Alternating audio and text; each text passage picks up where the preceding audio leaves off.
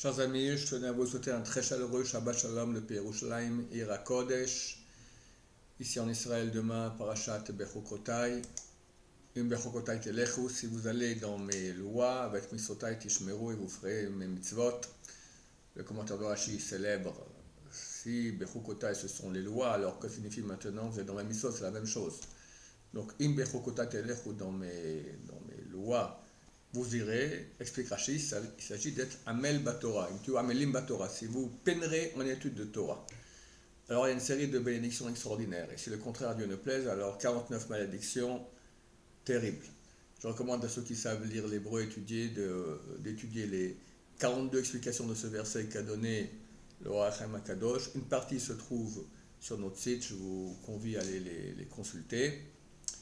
Et Baruch Hashem, il faut nous tous se renforcer beaucoup dans l'étude de Torah. On attend tous Mashiach, on pense qu'il vient très bientôt. Baruch Hashem, hier nous sommes allés sur les tons et Sadikim à Tibériade, on n'a pas pu arriver à Méron à cause, il n'y a que 20 000 personnes qui ont pu aller là-bas, on n'a pas réussi à avoir des billets. Et nous pensons que la Goula est très proche. J'avais dit que l'année passée, ces 45 personnes qui sont décédées dans des conditions terribles à Méron, c'est certainement un signe pour la Géoula. Le 45 en valeur numérique vaut le mot Géoula.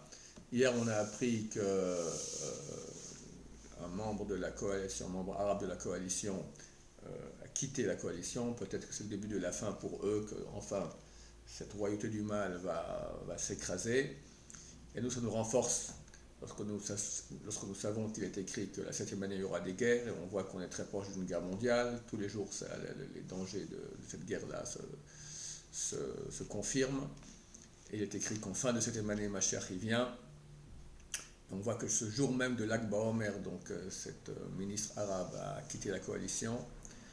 Donc ça nous renforce que c'est très proche. Et bien sûr, il faut comprendre que l'essentiel de l'époque messianique, ça va être la connaissance de Hachem, c'est de la connaissance de la Torah. On va étudier beaucoup plus profondément.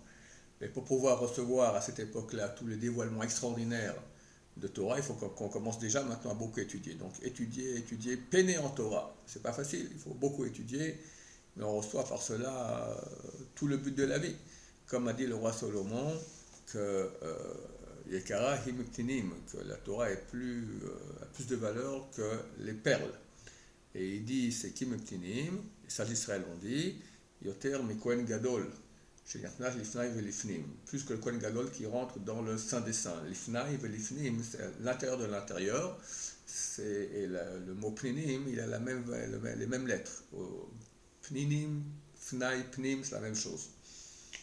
Alors, le Rav Shimon Zalman Auerbach disait, on ne parle pas de perles, des perles de culture ou des perles sauvages comme on peut acheter dans le commerce des perles en bijouterie ou à la bourse. Car la Torah n'est pas comparable à ces perles. C'est comme si on comparait un diamant avec un tas de concombres. On dirait, tu sais, ce diamant vaut plus que des concombres. Alors tout le monde rigolerait. Quand le roi Salomon vient dire maintenant que la Torah vaut plus que des perles, alors il n'a pas voulu parler des perles de la bourse, mais d'une perle beaucoup plus grande, celle du Kohen Gadol, le seul homme d'une sainteté extraordinaire qui pouvait rentrer dans le Saint des Saints le jour le plus saint de l'année. Et la Torah est plus sainte que cela. On ne parle même pas de perles, bien sûr qu'elle est plus sainte que les perles. Or, chers amis, combien de gens courent après les perles, après les diamants, après l'argent, l'or, toutes les choses auxquelles ils accordent une valeur qui est complètement fausse dans quelques semaines, ça n'aura plus aucune valeur, terminé. La seule chose qui aura de la valeur, c'est la connaissance de Dieu. Alors, il n'est pas trop tard, renforçons-nous, étudions la Torah, que chacun de nous fasse des efforts, surtout Shabbat, où l'étude de Torah vaut, d'après un avis, le Ben Ish Chai 1000 fois plus, d'après le Rav Saval Moutsafi, qui est le grand kabbaliste de la génération passée, 170 millions de fois plus. Alors étudions beaucoup, comme ça nous serons très heureux quand Moshe reviendra d'avoir déjà une connaissance de la Torah. Elle ira en s'approfondirant toujours plus. Je souhaite à tous un Shabbat Shalom, plein de bonheur, plein de Torah, plein de sainteté, plein de lumière. Amen, Amen, Shabbat Shalom, Umvurach.